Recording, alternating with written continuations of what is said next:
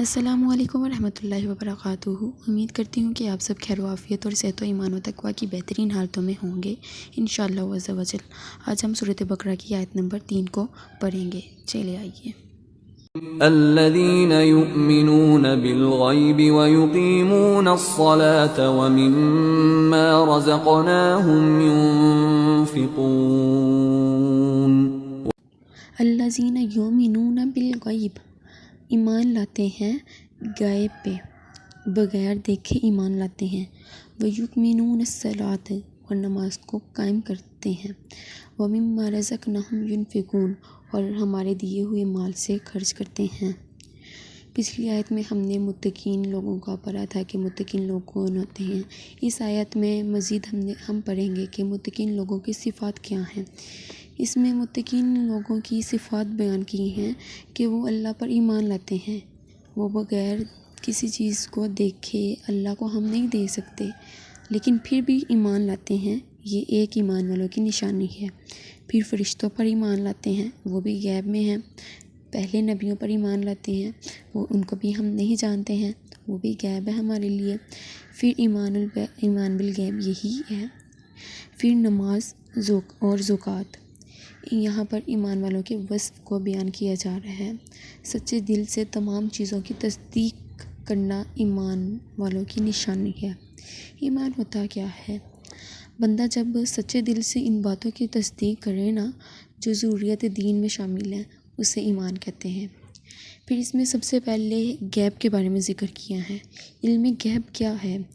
غیب کا علم وہ علم ہے جو صرف اللہ تعالیٰ جانتا ہے، مطلب ہم نہیں جانتے ہیں، ہمیں صرف اس کے کلوز ملے ہیں، ہمیں قرآن مجید احادیث سے اس کے کلوز ملے ہیں۔ غیب دو طرح کا ہوتا ہے، ایک وہ علم جس کی کوئی دلیل نہیں، جس کے حاصل ہونے کی کوئی دلیل نہیں ہے، مطلب حروف مقتاد ہیں، اس کے حاصل ہونے کی ہمیں دلیل نہیں ملی ہے۔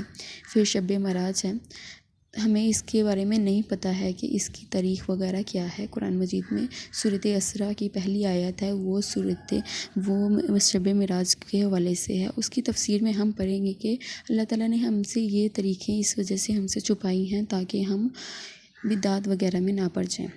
پھر وہ علم ہے جس کے حاصل ہونے کی دلیل موجود ہے، مثلا گزشتہ انبیاء کی زندگی کے حالات و واقعات کی دلیل جو ہمیں قرآن مجید سے ملتی ہے۔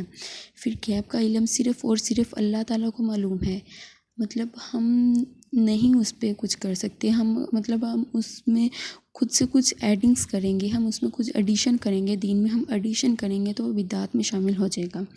پھر اس علم پر ہر حال میں ایمان لانا چاہیے، جو دیکھا نہیں جو پڑھا ہے اس پر ایمان لانا چاہیے، اور جو ہم نے دیکھا بھی نہیں، جو ہم نے پڑھا بھی نہیں ہے اس پر ایمان نہیں لانا چاہیے، مطلب ہمیں اس کا پتہ ہی نہیں ہے تو ہم کیوں اس کو کریں۔ پھر اس میں دوسرا ہے یقیمون الصلاۃ، نماز کو قائم کرتے ہیں۔ نماز قائم کرنے اور اس کو ادا کرنے میں بہت فرق ہے۔ نماز قائم خشوع و خضوع سے ہوتی ہے، مطلب اس میں نماز کو ہم نے بہت ہی آہستگی سے پڑھنا ہوتا ہے۔ نماز کے بارے میں ہے کہ نماز قائم کرنے والے کامیاب ہوں گے۔ آیت کا ترجمہ ہے، بے شک نماز بے حیائی اور برے کاموں سے روکتی ہے۔ احادیث میں آتا ہے کہ نبی کریم صلی اللہ علیہ وسلم نے فرمایا، جو شخص اچھے طریقے سے وضو کرتا ہے اور اس طرح کھڑا ہو کر 2 رکعت نماز پڑھتا ہے کہ اس کا دھیان اور اس کا منہ اور دل جو ہے نا وہ متوجہ ہو، تو اس کے لیے جنت واجب ہو جائے گی۔ صحیح مسلم کی یہ حدیث ہے۔ پھر نبی کریم صلی اللہ علیہ وسلم نے فرمایا، جس نے نماز کو نہ چھوڑا تو قیامت کے دن وہ نماز اس کے لیے نور اور نجات ہوگی، مطلب نماز پڑھنا ہمارے لیے بہت امپورٹنٹ ہے۔ لیکن جس نے نماز کی مخالفت کی، مطلب نماز چھوڑ دی، تو قیامت کے دن وہ قارون، ہارون، ہمایون، فرعون اور ابی بن خلف کے ساتھ ہوگا، مطلب یہ لوگ کافر ہیں اور ان کے ساتھ ہوگا، بہت ہی اعلیٰ درجے کے کافر ان کے ساتھ ہوں گے۔ تو اس حدیث سے اندازہ لگا لیں کہ نماز کی کتنی امپورٹنس ہے، نماز ہمارے لیے کتنی ضروری ہے۔ نماز کو ہمیں ہلکا نہیں لینا چاہیے، ہمیں نماز باقاعدگی اور پابندی سے پڑھنی چاہیے۔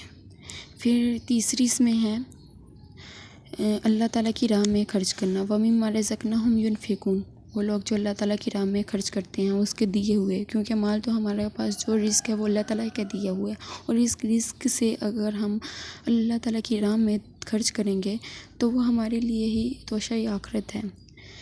رزق دینے والی ذات اللہ تعالیٰ کی ہے۔ اس کی بڑی پیاری مثال اللہ تعالیٰ نے سورۃ بقرہ کی ایک آیت میں دی ہے۔